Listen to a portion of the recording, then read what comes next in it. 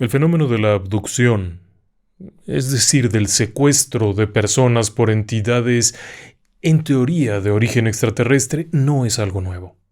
Es algo que se ha conocido durante mucho tiempo, pero que si bien en otras épocas pudo haber sido considerado como un fenómeno místico y cosas similares, la realidad es que bien podría ser lo mismo: abducción, alien.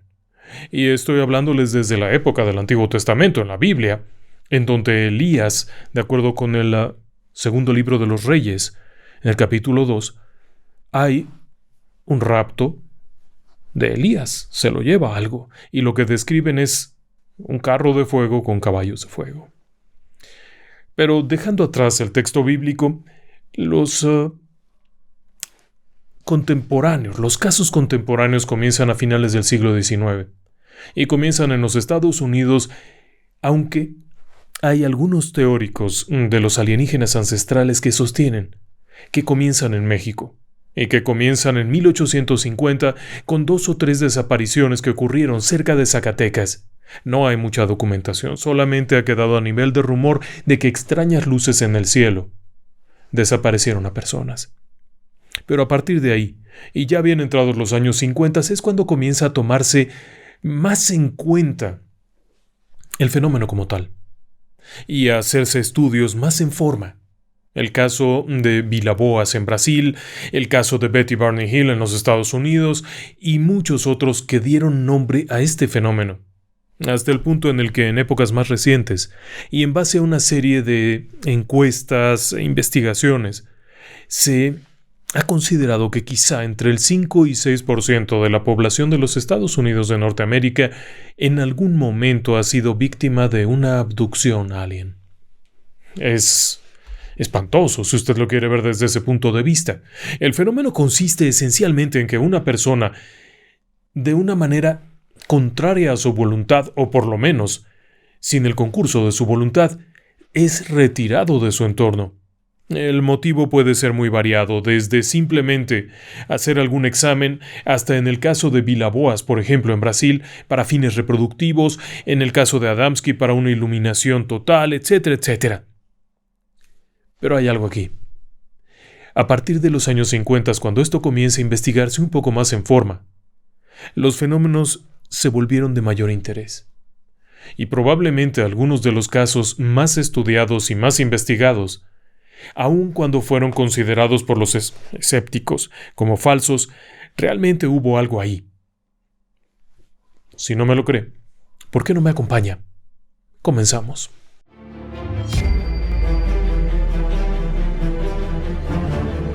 Relatos del lado oscuro. Fantasmas. Seres extraños. Sucesos inexplicables. Perversidad humana. Historias que otras mentes prefieren ignorar.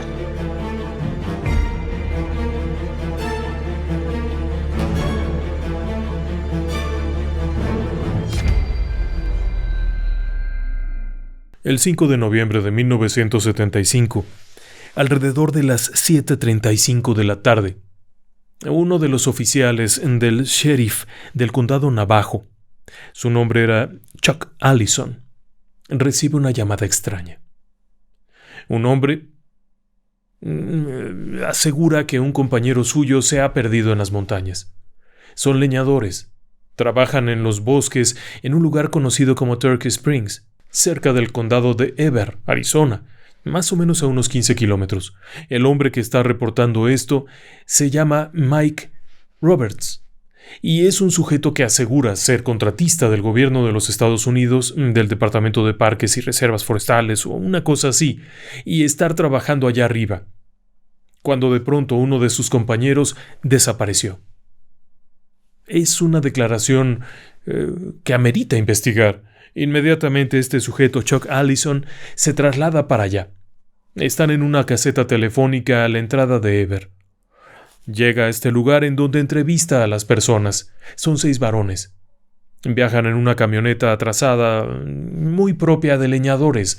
No hay ninguna sospecha, su apariencia es la de leñadores. Son tipos toscos, en una camioneta vieja todoterreno de doble cabina marca internacional, llena de herramienta en la parte de atrás, y están visiblemente alterados. Hay 2 de ellos que no pueden concertar palabra, están llorando, están muy espantados. ¡Rayos! Inmediatamente Chuck se imagina que un oso o algún bicho muy grande se llevó al amigo y ya está haciendo mentalmente una idea de lo que va a encontrar cuando suban.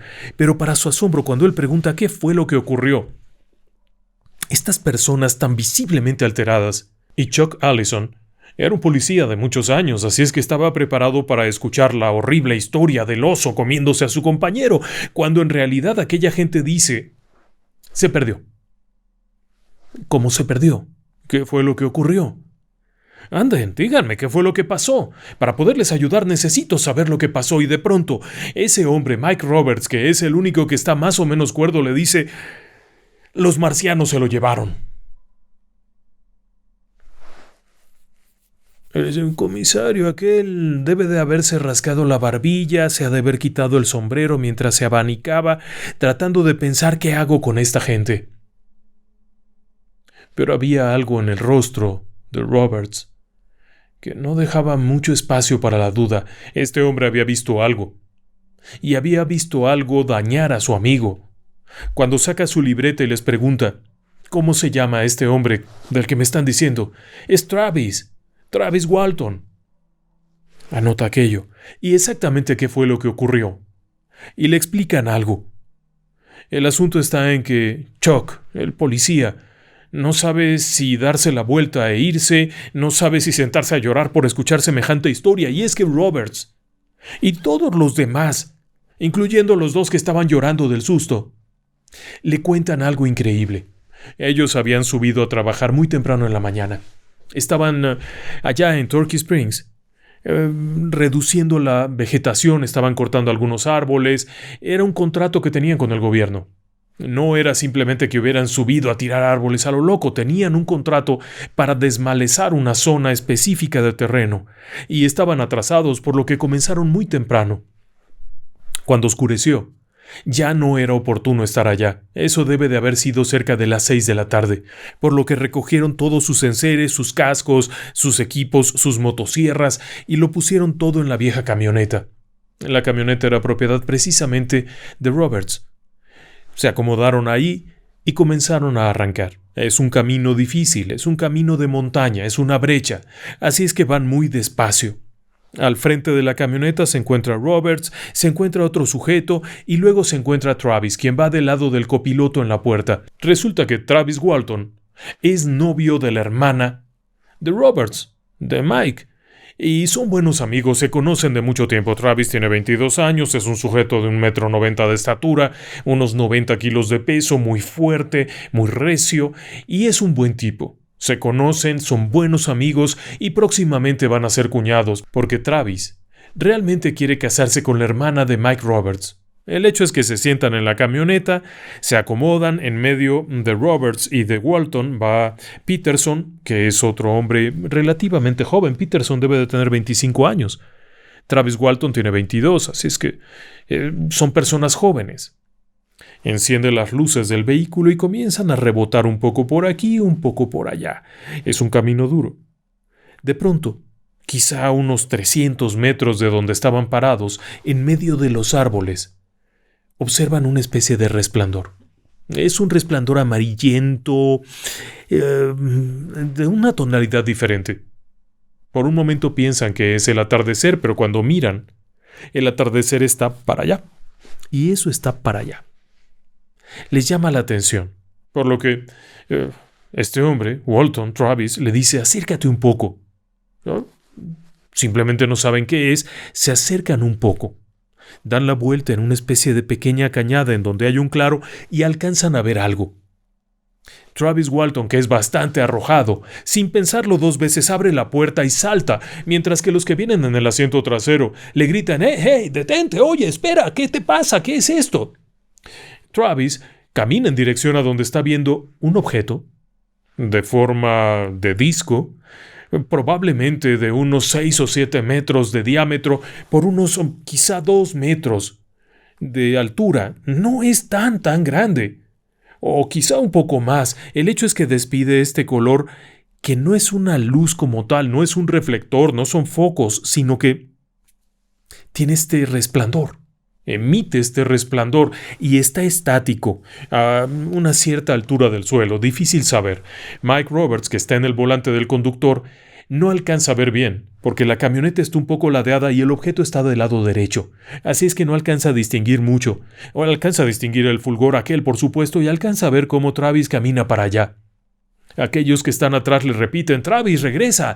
¿Qué te pasa? ¿Estás loco? Regresa. Eso no es normal, regresa. Pero Travis tiene una profunda curiosidad por ver qué es aquello, así es que se acerca un poco más y está prácticamente enfrente de aquel objeto que está encima, cuando de pronto aquello comienza a hacer una serie de sonidos similares a un zumbido, como si fuera un generador eléctrico grande. Algo así. Travis se ha detenido mientras observa esto. Para este punto, Mike Roberts, el que viene manejando la vieja camioneta, se ha agachado para alcanzar a ver algo. Hace un lado a Peterson y alcanza a ver cómo está Travis de pie enfrente de aquel aparato que ha comenzado a hacer una serie de luces, como si estuviera girando, como si esta luz rara estuviera girando, y alcanza a ver que es un objeto sólido. Es un disco sólido, brillante, que emite una luz poderosa, pero al mismo tiempo no se trata de focos, sino de algo que resplandece y cómo gira y empieza a hacer estos movimientos raros. Alguien grita: ¡Travis, regresa! Travis en ese momento se da cuenta que ha metido la pata, porque está parado abajo de un objeto extraño que hace ruidos raros y de inmediato intenta dar un paso para atrás, saltar para atrás y correr a la camioneta, pero ¡pa! De pronto una luz poderosa, una especie de haz de luz muy azul, se suelta de aquel aparato y golpea de lleno a Travis, quien repentinamente es levantado en el aire y cae de espaldas. Inmediatamente aquellos que están en la camioneta entran en pánico. Déjeme decirle que los que están atrás en el asiento y han visto todo le gritan al conductor: Mike, arranca, Mike, no hay nada que hacer, arranca, ya lo mató, vamos por ayuda, vámonos. Y es un griterío aquello espantoso, y es cuando arrancan. Mike Roberts arranca la camioneta abandonando allá a Travis Walton.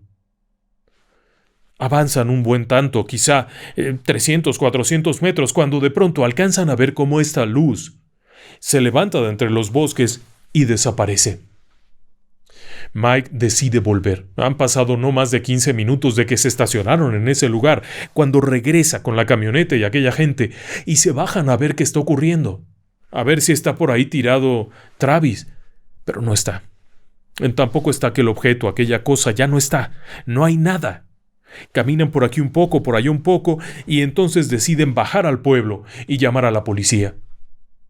Eso es lo que le cuentan a Chuck Allison. Chuck Allison se queda sorprendido. Nunca había escuchado semejante cosa. Al principio, cuando llamaron por teléfono, no le dijeron eso. Pero cuando le explican que aquella cosa y los marcianos Chuck decide hablar con su jefe, con el comisario. Un rato después aparece el comisario con otro asistente de comisario. Vuelve a preguntarles exactamente qué es lo que ocurrió. Porque con lo que les ha dicho Chuck, a este comisario le parece que estos tipos o mataron a su amigo, o algo pasó, o están jugando una broma pesada que se salió de control. Pero cuando le vuelven a explicar esto, él alcanza a ver gente. Dentro de la camioneta, uno de aquellos tipos sigue llorando y tiembla. Está visiblemente espantado. Por su parte, Mike le explica quién es y cómo tenían ese contrato y todo lo que les ocurrió y cómo venían bajando, y repite la misma historia. El otro tipo, Peterson, de pronto lo interrumpe un poco para explicar alguna cosa, porque él estaba más cerca de la ventana y podía ver. El hecho es que de pronto el comisario y los asistentes del comisario del condado Navajo, de Arizona, tienen entre sus manos un caso de un secuestro. Una nave desconocida se llevó a Travis. Deciden subir a buscarlo. Es de noche casi.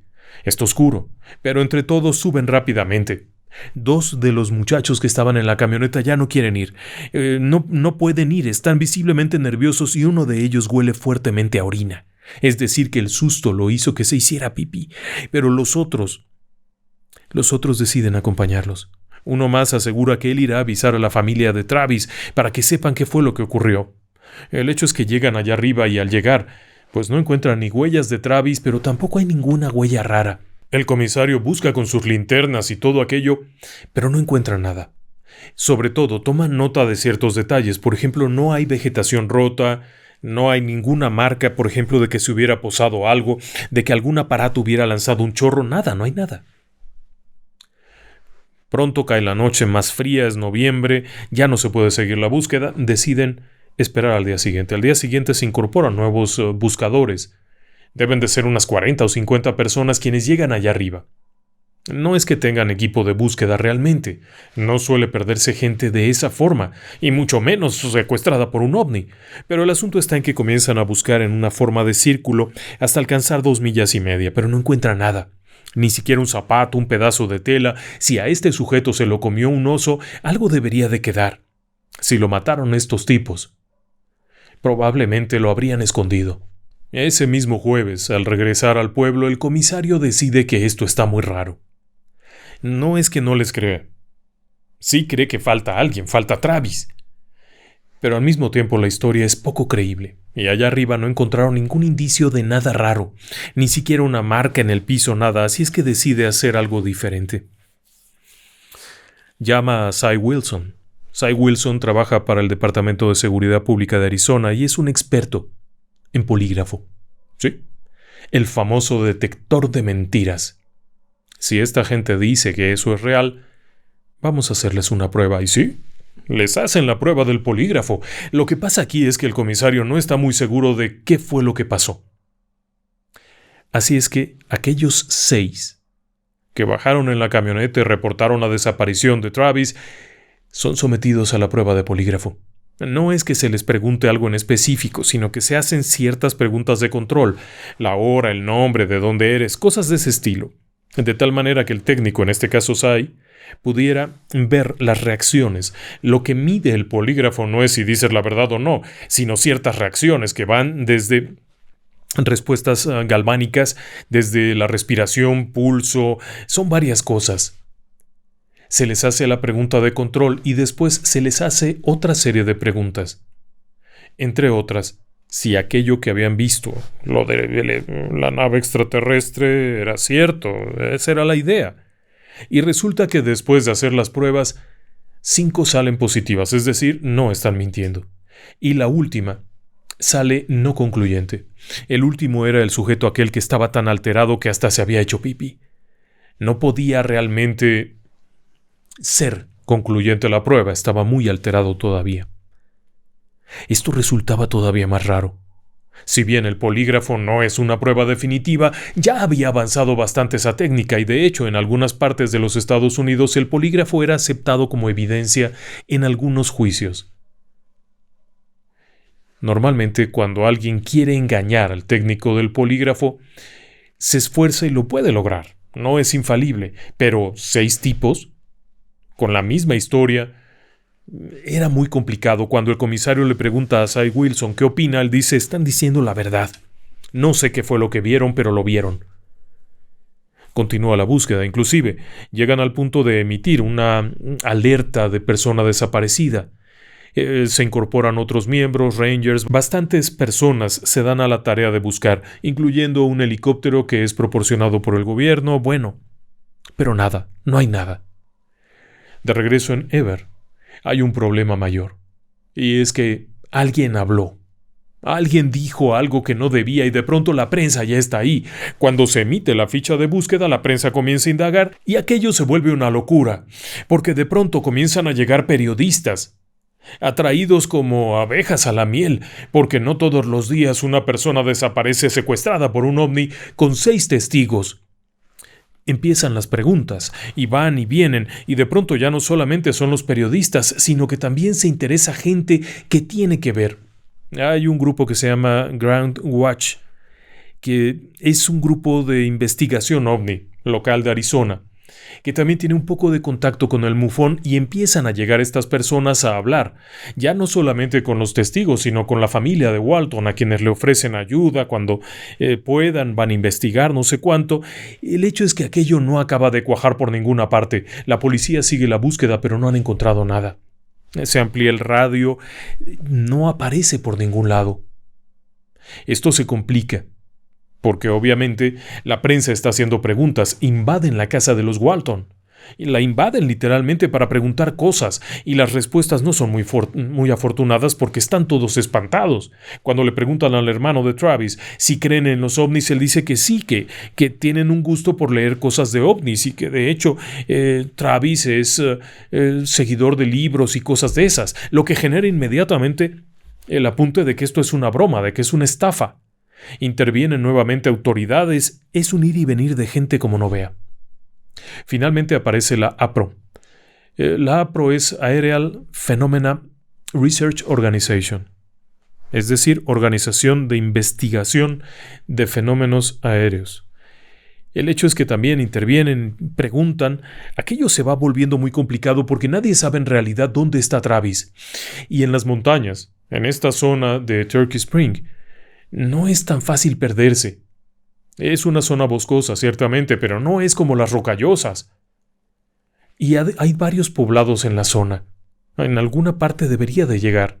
No fue devorado por una bestia salvaje, no hay ninguna marca, no hay ni siquiera rastros de sangre, nada. Y de nueva cuenta, cada vez que alguien le pregunta a los testigos, responden con la misma historia. No le han hecho cambios, no han dado nada diferente. Cada uno tenía una perspectiva, y cuando se estudia esto por parte de un detective que llegó de la capital del estado, todo tiene lógica. La forma en la que estaban viendo el aparato aquel, la manera en la que describen, la forma en la que Travis fue lanzado, no todos lo vieron igual porque estaban en diferentes posiciones dentro de la camioneta. Todo corresponde, es correcto. Y entonces ocurre aquello. Pasada la medianoche del 10 de noviembre, han transcurrido 5 días de la desaparición de Travis Walton. Hay una tristeza profunda porque obviamente muchas personas piensan que nunca va a volver. Y los periodistas siguen por aquí y por allá. Ha intervenido incluso el National Enquirer, que es una especie de periódico medio de escépticos, obviamente, porque esto está creciendo a nivel nacional de los Estados Unidos. Ha habido notas en todos los medios, ha habido prensa. Es un escándalo. Así es que los escépticos comienzan a llegar para ver qué pasó realmente. Y lo primero que hacen es desprestigiar a la investigación del polígrafo. Eso no sirve, es falso, no sé cuánto. Pero no han hecho la tarea de investigar que realmente este era un técnico experto en eso y estaba haciéndolo bien. Pero esa noche, pasada la medianoche del 10, entrada la madrugada del 11 de noviembre de 1975, suena el teléfono de la casa de los Walton. No era la primera llamada. Durante los días pasados aquello había sido una locura. Bromistas, estafadores, secuestradores falsos, etcétera, etcétera. Mucha gente llamaba para decir, tengo a Travis, cosas así. Es que cuando contestan, sí diga, soy Travis, están a punto de colgarle. Hasta que de pronto se dan cuenta que sí es Travis. Travis Walton estaba llamándolos por teléfono. De inmediato le preguntan, ¿dónde estás? Estoy en tal parte. ¿Exactamente en dónde? Estoy a la entrada de tal pueblo, en una caseta telefónica. Ellos vivían en una comunidad que se llama Snowflake. Snowflake. Copo de nieve, es un pueblito. El hecho es que inmediatamente el hermano, el cuñado, se montan en un vehículo y van al lugar que les dicen. Y efectivamente, es Travis. No hay duda. Está sentado dentro de la cabina telefónica acurrucado. Lo suben a la camioneta y lo llevan de regreso, pero esta vez no a su casa, sino a la casa de un pariente. En la casa de ellos estaba lleno de periodistas y lo iban a volver loco. Durante los días previos, le voy a contar un detalle. El hermano de Travis había tenido contacto con diferentes especialistas que le sugirieron que apenas llegar, se le tomaran muestras de orina. Si es que volvía, se le tomaran muestras de orina y muestras de sangre. Era muy importante, antes que otra cosa. Y entonces comenzó el ir y venir.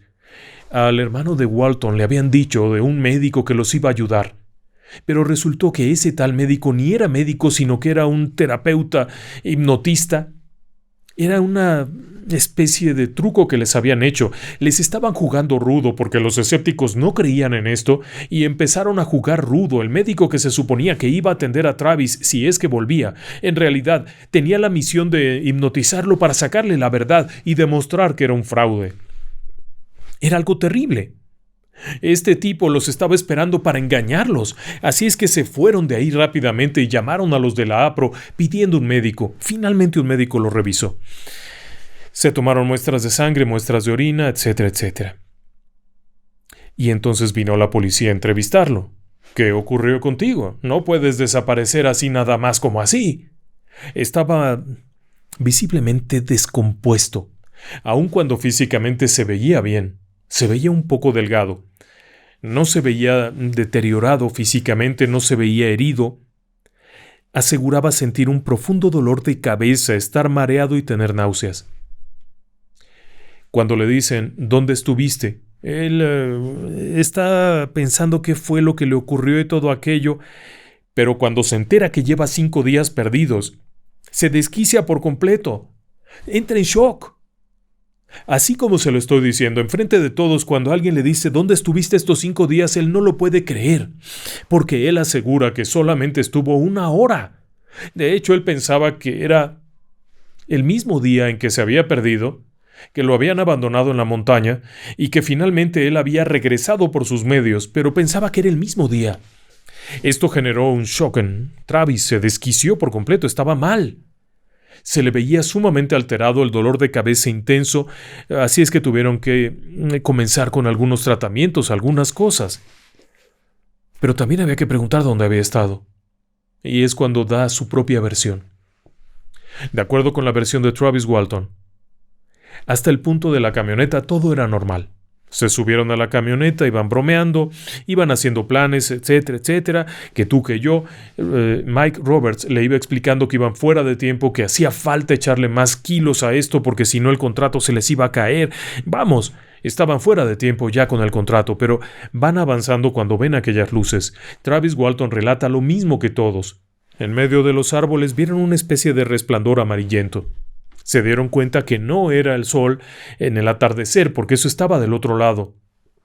Cuando llegaron al claro, él vio este aparato, y lo describe exactamente igual que todos los demás.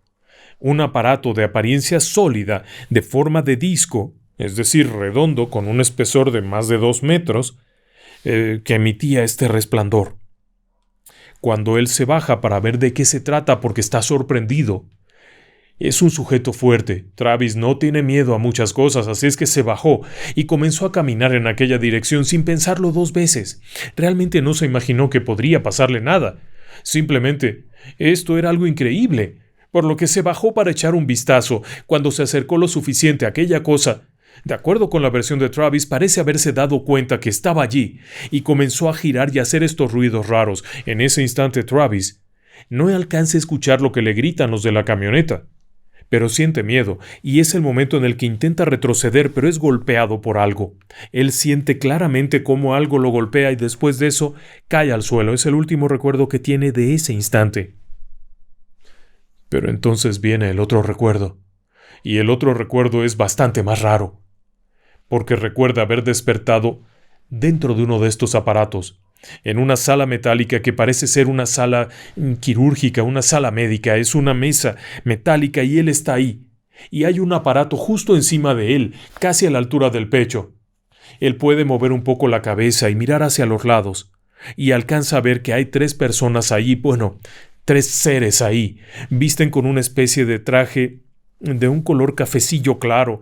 Son calvos completamente, ojos muy grandes, nariz muy pequeña, apenas una rayita por boca, casi no se ven los pabellones de las orejas, pero a diferencia de los relatos normales que siempre han dicho que eran grises, él dice que estos eran muy blancos, increíblemente blancos. No puede entenderse, no puede saber qué está ocurriendo y empieza a entrar en pánico, pero es un tipote y es un leñador. Así es que el miedo no es algo suyo, por lo que toma aquello que tiene en el pecho, que es una especie de cilindro como de vidrio, lo toma e intenta arrojárselos. No lo logra, simplemente cae al piso y aquello se queda dando vueltas por ahí, pero no se rompe. Se lanza de la mesa, va hacia allá e intenta romperlo como para tener un trozo de vidrio con que cortar, pero no lo logra romper. Y entonces aquellas 3 figuras simplemente se dan la vuelta y sin decir nada se van, lo dejan ahí con la puerta abierta. Travis comienza a caminar hacia un pasillo, dentro de una nave, completamente limpia, sin nada, no hay nada. Son paredes lisas completamente. Sabe que está dentro de algún artilugio porque es un aparato. Se mueve y llega de pronto a otra puerta que está abierta y hay una especie de sillón, silla, que tiene unas cosas ahí, unos botones, unas manivelas. Él se acerca y por alguna razón se sienta y empieza a mover aquello, quizá pensando que podría manipularlo. El hecho es que cuando empieza a mover aquellas cosas, sobre de él empieza a girar una especie de cielo falso, con numerosas estrellas, como si estuviera viendo estrellas.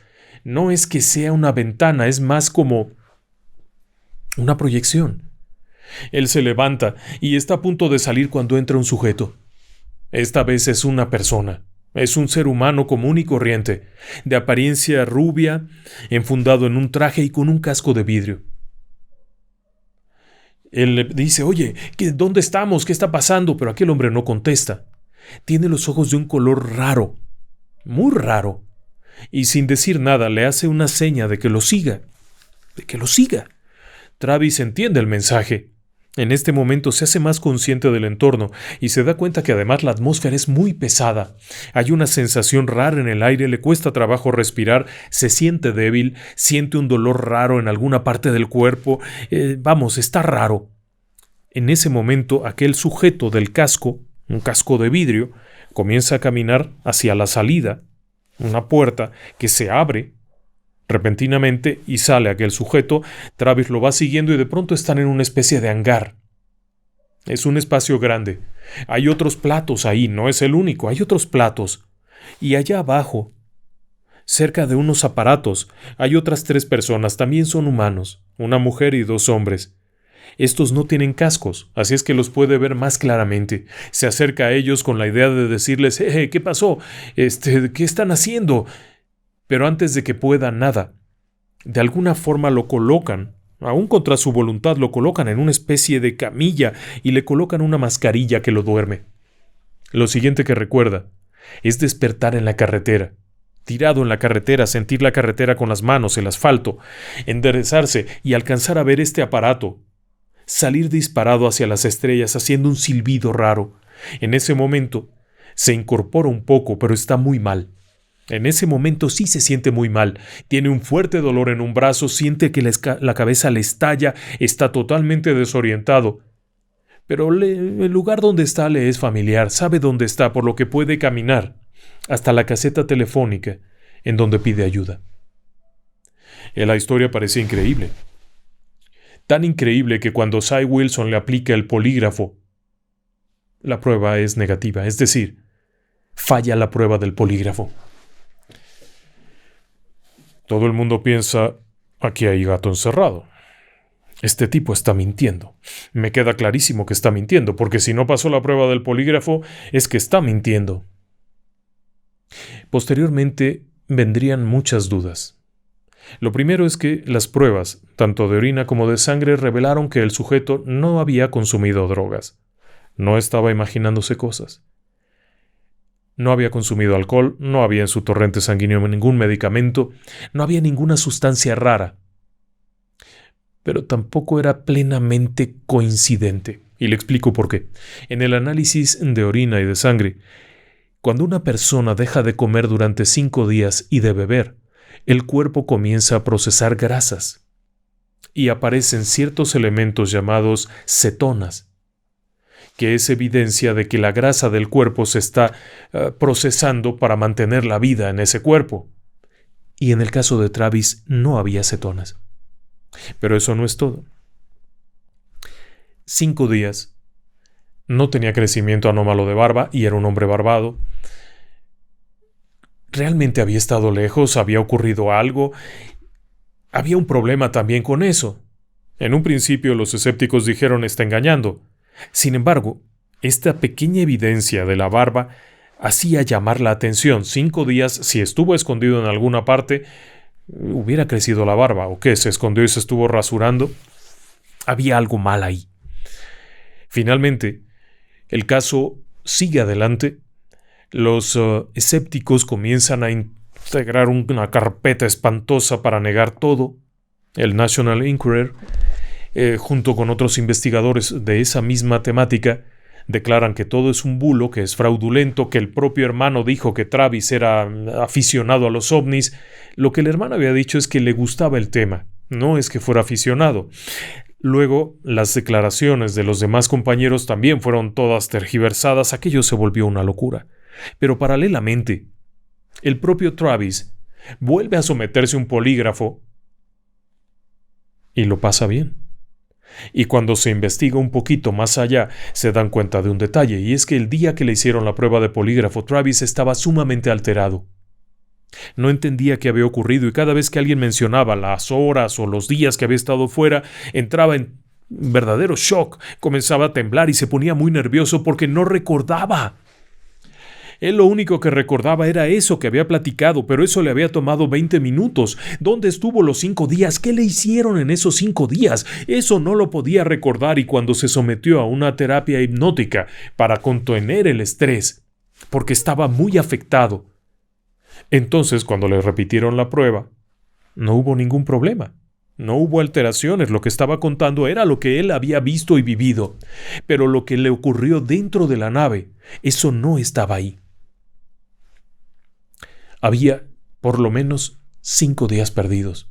¿Qué fue lo que le hicieron? ¿Cómo se lo hicieron? ¿Para qué se lo hicieron? Es una buena pregunta. En el examen médico lo único que le encontraron fue una pequeña marca en el brazo, similar a una hipodérmica gruesa. Como si le hubieran introducido una hipodérmica gruesa. No había más. No desarrolló ningún tipo de enfermedad grave. Pero también se realizaron otras pruebas. Se realizó una investigación en el lugar donde supuestamente había sido secuestrado por el ovni, y no se encontró evidencia de radiación, no se encontraron alteraciones magnéticas significativas, no se encontró nada. Las plantas de los alrededores estaban limpias.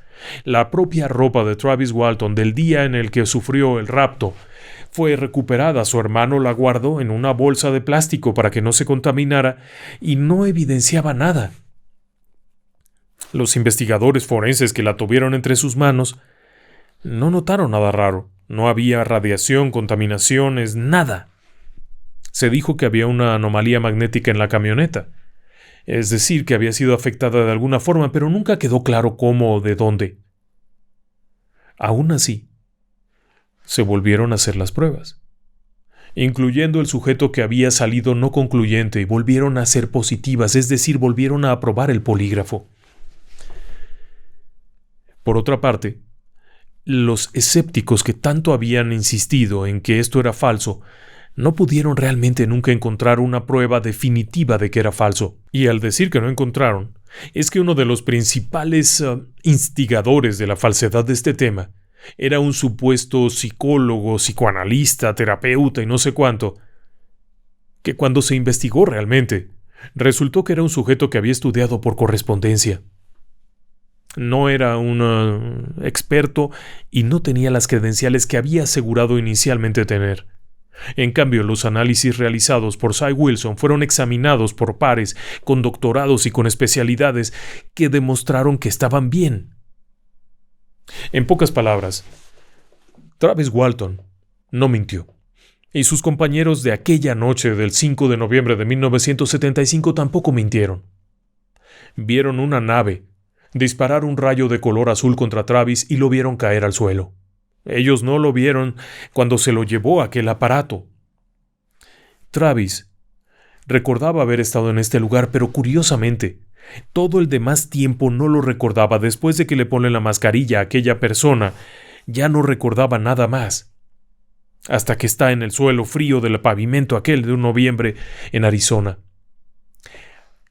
¿Qué había ocurrido en el tiempo perdido? Se intentó también por medio de regresión hipnótica saber, pero no estaba. Esto era algo ridículo, porque una persona que está 5 días tiene 5 días de memorias. Al ser sometido a una hipnosis profunda, si se le pregunta acerca de eso, va a revelarlo.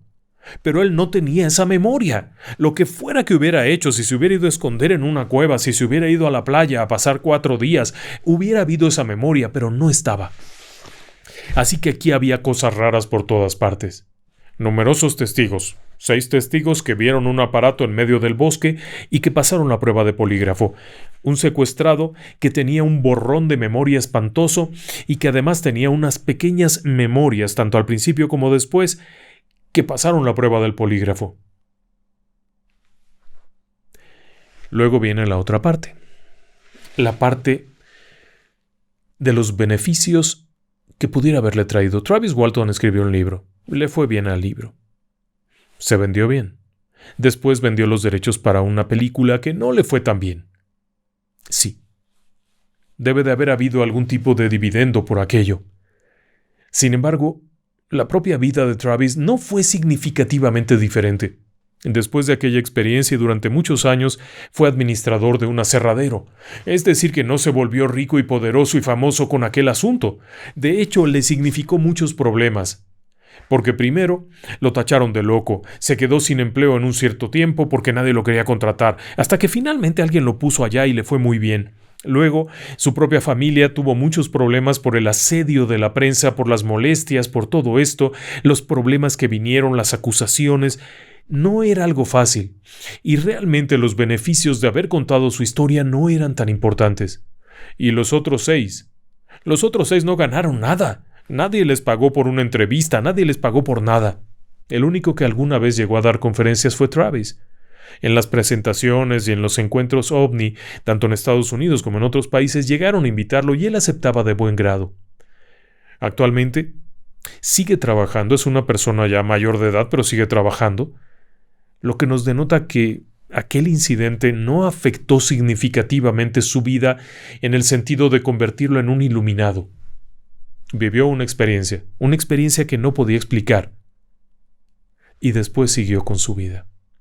Pero independientemente de lo que hay alrededor de Travis Walton, de toda la polémica que se generó, de la intervención del National Enquirer, de la intervención de otros grupos escépticos que intentaron apagar esto y demostrar que era un fraude, hay 2 preguntas importantes, dejando de lado todo eso. Primero, ¿quiénes eran las personas? ¿Por qué había seres humanos allí? Quedaba claro que los 3 primeros individuos no eran humanos. La descripción que Travis Walton hizo y declaró es que parecían fetos humanos. Esa era la apariencia que tenían, excepto que medían 1,50 m más o menos. Pero los demás eran personas normales, salvo por un detalle. Las 3 últimas personas que vio cuando bajó de la nave eran igualitas, como si fueran hermanos gemelos, tenían las mismas facciones, tenían la misma apariencia, la misma estatura, aun cuando 2 eran varones y una era mujer. El primero que lo atendió, el del casco, ese era diferente. Pero todo esto resultaba enigmático y ha sido un tema de debate durante muchos años. ¿Qué hay ahí? ¿Quiénes eran? ¿Por qué estaban aquí? Y además, ¿cómo es que tenían un hangar en donde había otros platos? Eso ha llevado a la teoría de conspiración, por supuesto. Y parte de esta teoría de conspiración afirma que tras el encuentro de Eisenhower en los años 40, se ha seguido teniendo este tipo de intercambios, tecnología a cambio de seres humanos, para experimentos, para toma de muestras, para obtención de códigos genéticos y, según algunos teóricos de la conspiración, lo que contó Travis Walton tiene sentido. Era un hangar, probablemente en alguna parte de Arizona, un hangar militar. No era una base extraterrestre en algún otro planeta, era aquí, en ese mismo lugar. Era un hangar militar que estaba siendo ocupado con naves de origen no terrícola. Había ahí también personas de origen no terrícola y había híbridos. Estos sujetos que vio no eran enteramente humanos. Aun cuando la apariencia pudiera ser, el hecho de que los 3 fueran idénticos, el hecho de que aquel sujeto rubio tuviera los ojos casi de un color dorado, resultaba muy extraño y ha llevado a pensar que Travis Walton fue parte de un experimento combinado, un experimento en el que participan seres extraterrestres y el gobierno de los Estados Unidos de Norteamérica. Claro, a nivel únicamente de teoría de conspiración, nada que se pueda demostrar. Pero a diferencia de muchos otros casos en los que las personas no pueden aportar realmente una evidencia de su experiencia, en el caso de Travis Walton, lo que se ha descrito fueron las pruebas. Las pruebas del polígrafo son las más importantes en un caso OVNI porque todos Finalmente aprobaron la prueba. Y tal como lo diría el propio Cy Williams y como lo han repetido muchos expertos, una persona te puede engañar, puede mentir, puede lograr